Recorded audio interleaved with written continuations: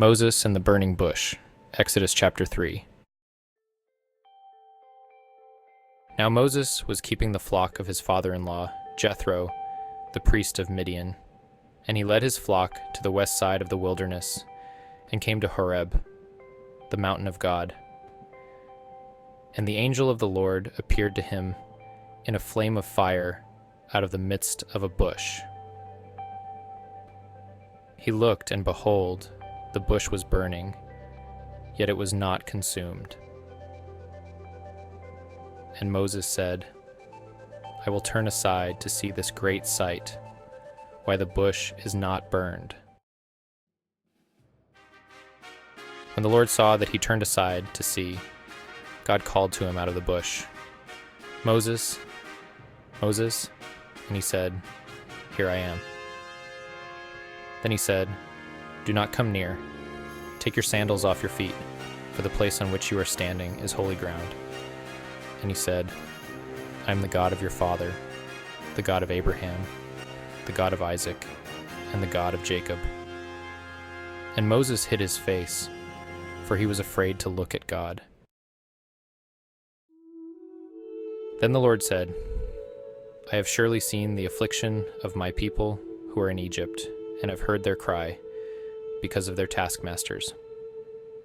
I know their sufferings, and I have come down to deliver them out of the hand of the Egyptians, and to bring them up out of that land to a good and broad land, a land flowing with milk and honey, to the place of the Canaanites, the Hittites, the Amorites, the Perizzites, the Hivites, and the Jebusites. And now, behold, the cry of the people of Israel has come to me, and I have also seen the oppression with which the Egyptians oppress them. Come, I will send you to Pharaoh that you may bring my people, the children of Israel, out of Egypt. But Moses said to God, Who am I that I should go to Pharaoh and bring the children of Israel out of Egypt? He said, But I will be with you, and this shall be the sign for you, that I have sent you. When you have brought the people out of Egypt, you shall serve God on this mountain. Then Moses said to God, If I come to the people of Israel and say to them, The God of your fathers has sent me to you, and they ask me, What is his name? What shall I say to them? God said to Moses, I am who I am. And he said, Say this to the people of Israel, I am has sent me to you. God also said to Moses, Say this to the people of Israel, The Lord, the God of your fathers, the God of Abraham, the God of Isaac, and the God of Jacob, has sent me to you. This is my name forever, and thus I am to be remembered throughout all generations. Go and gather the elders of Israel together, and say to them, The Lord, the God of your fathers, the God of Abraham, of Isaac, and of Jacob, has appeared to me, saying, I have observed you, and what has been done to you in Egypt, and I promise that I will bring you up out of the affliction of Egypt to the land of the Canaanites, the Hittites, the Amorites, the Perizzites, the Hivites, and the Jebusites, a land flowing with milk and honey. And they will listen to your voice, and you and the elders of Israel shall go to the king of Egypt and say to him, The Lord, the God of the Hebrews, has met with us. And now, please let us go a 3 days' journey into the wilderness, that we may sacrifice to the Lord our God. But I know that the king of Egypt will not let you go unless compelled by a mighty hand.